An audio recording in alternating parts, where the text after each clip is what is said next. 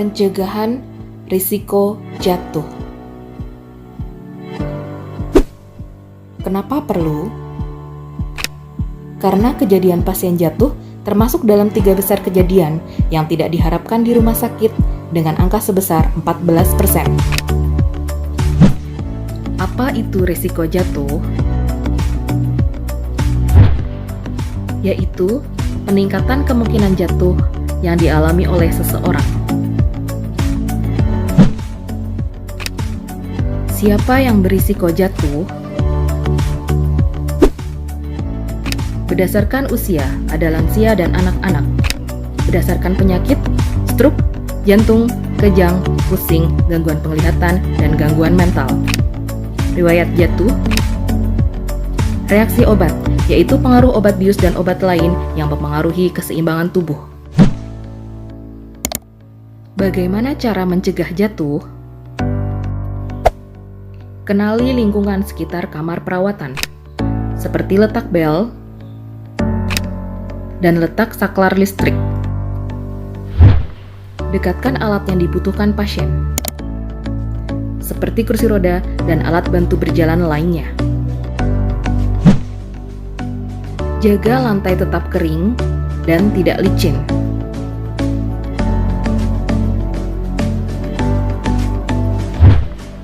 Pasang penghalang tempat tidur dan pastikan roda terkunci.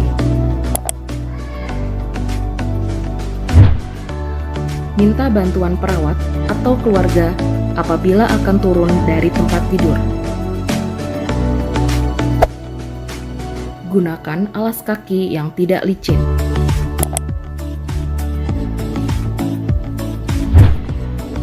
Pastikan pencahayaan ruangan cukup.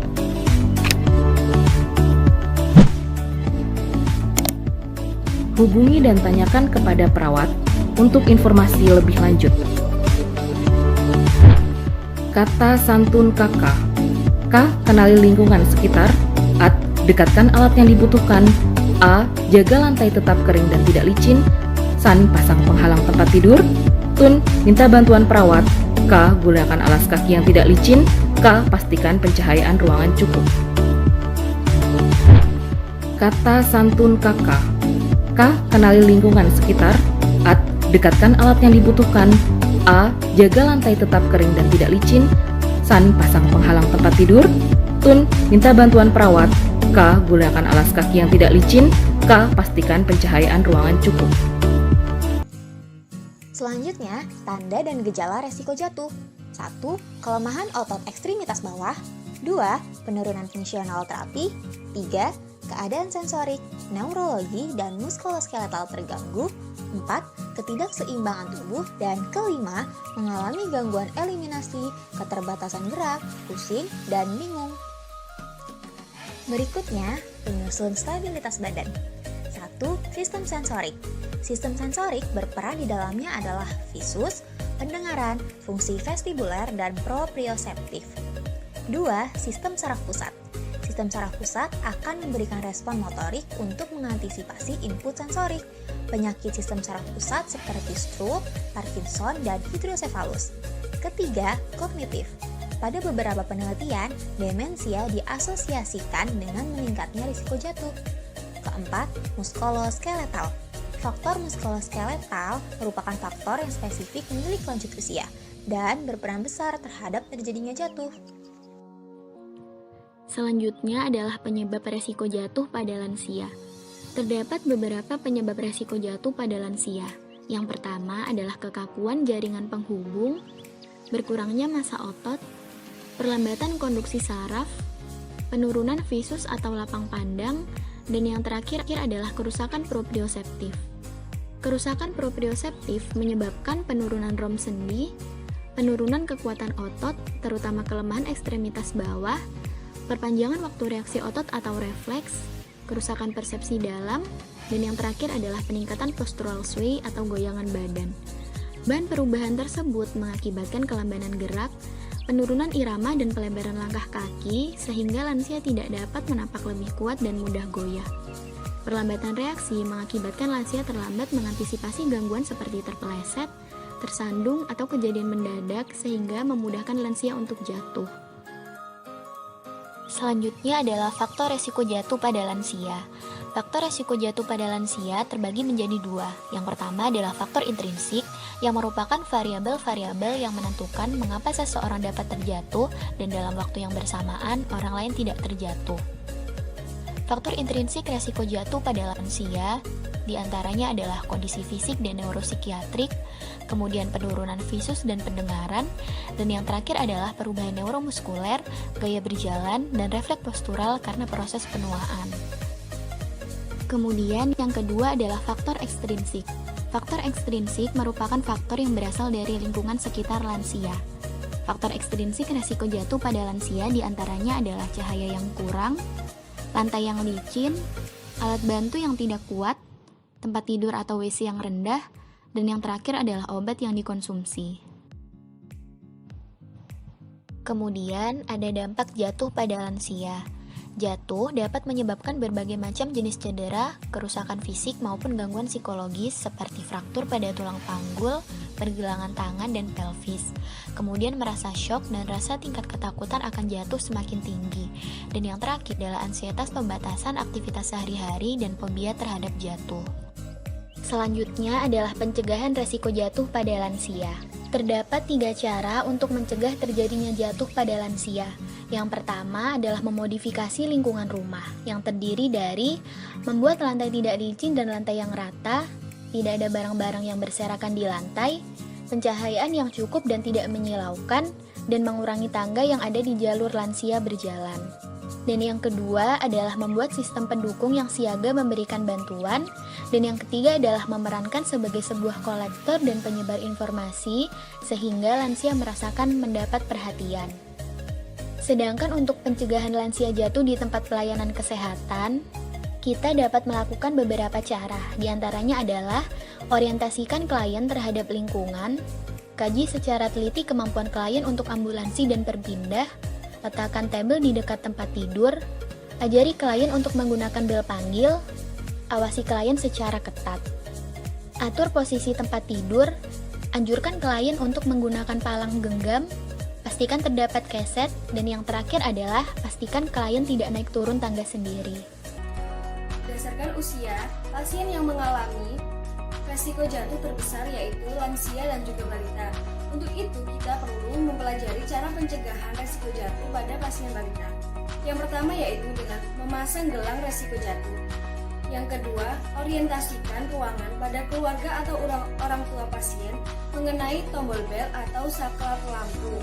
Yang selanjutnya yaitu pastikan selalu ada pendamping pasien. Selanjutnya, pastikan lantai atau alas kaki pasien ataupun keluarga tidak licin. Selanjutnya, kontrol rutin oleh perawat dengan cara mengunjungi pasien. Yang selanjutnya yaitu pasang penghalang tempat tidur dan pastikan roda tempat tidur terkunci sehingga tempat tidur dengan posisi aman. Apabila pasien hendak turun dari tempat tidur, pastikan keluarga atau orang tua ataupun perawat membantu pasien untuk turun dari tempat tidur. Hal tersebut kita dapat mengurangi resiko jatuh pada balita. Terima kasih. Tindakan mencegah pasien jatuh pada anak SD. 1. Lakukan orientasi pada pasien, orang tua atau pengasuh pasien. 2. Posisikan tempat tidur pasien lebih rendah dan pastikan roda terkunci. Yang ketiga, penyangga samping tempat tidur pasien dapat ditinggikan lebih kurang 2 kali tinggi pasien saat berbaring. Yang keempat, memakai sendal dan pakaian dengan ukuran yang sesuai untuk mencegah risiko terselip. Pastikan celana di atas mata kaki. Yang kelima, membantu keperluan ke toilet. Pastikan lantai kering dan tidak licin. Yang keenam, lampu panggilan berada dalam jangkauan pasien, orang tua, atau pengasuh, dan ajari cara pemakaian. Yang ketujuh, lingkungan sekitar bebas dari perlengkapan yang tidak diperlukan dan bebas dari bahan atau zat berbahaya. Yang kedelapan, mendapat pencahayaan yang cukup, memberi lampu malam bila diperlukan. Yang kesembilan, mengedukasi pasien atau orang tua atau pengasuh tentang pencegahan terhadap risiko jatuh. Risiko jatuh pada pasien usia lanjut meningkat. Pencegahan jatuh membutuhkan dukungan dari orang-orang di sekitarnya. Adapun cara untuk mencegah resiko pasien jatuh pada usia lanjut diantaranya. Yang pertama, latihan berjalan aman. Latihan berjalan aman dapat dilakukan dengan berjalan santai di pagi hari. Yang kedua, mendiskusikan kondisi kesehatan. Apabila lansia mengeluh dalam hal berjalan, segera konsultasikan kepada dokter spesialis. Yang ketiga, memeriksa fungsi penglihatan. Dengan memiliki penglihatan yang baik akan mengurangi resiko untuk menabrak benda-benda di sekelilingnya. Yang keempat, mengatur penerangan. Apabila dalam ruangan memiliki penerangan yang redup, maka akan meningkatkan resiko untuk terpeleset dan terjatuh. Yang kelima, perhatikan alas kaki. Pada lansia dianjurkan untuk menggunakan alas kaki yang datar dan tidak licin. Yang keenam, memodifikasi lingkungan dengan cara memasang keset anti-selip di kamar mandi, memberi pegangan pada kamar mandi, mendekatkan barang-barang pada jangkauan, dan mengatur furnitur agar tidak tersandung. Dan langkah yang terakhir yaitu menggunakan alat bantu berjalan seperlunya. Sebab dengan menggunakan alat bantu berjalan akan mengakibatkan kecenderungan tubuh untuk membungkuk. Di sini saya akan menjelaskan tentang pencegahan resiko terjatuh terhadap pasien koma. Umumnya, pasien koma jarang sekali mengalami resiko terjatuh. Berikut adalah pencegahannya. Sebagai perawat, kita harus dapat mengorientasikan ruangan kepada keluarga pasien. Kemudian, memposisikan pasien senyaman mungkin. Kemudian, memastikan agar roda pada bed pasien terkunci dengan rapat. Kemudian, menaikkan standar keamanan pagar di samping kanan dan kiri bed pasien. Umumnya tingginya 2 kali lebih tinggi dari tubuh pasien saat berbaring. Kemudian, memastikan ruangan pasien terlihat terang. Dan selalu menyalakan lampu pada malam hari, pagi, dan siang hari. Kemudian, memberikan edukasi kepada keluarga pasien tentang risiko terjatuh.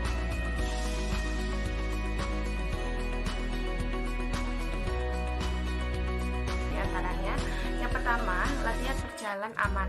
Latihan berjalan aman dapat dilakukan dengan berjalan santai di pagi hari. Yang kedua, mendiskusikan kondisi kesehatan.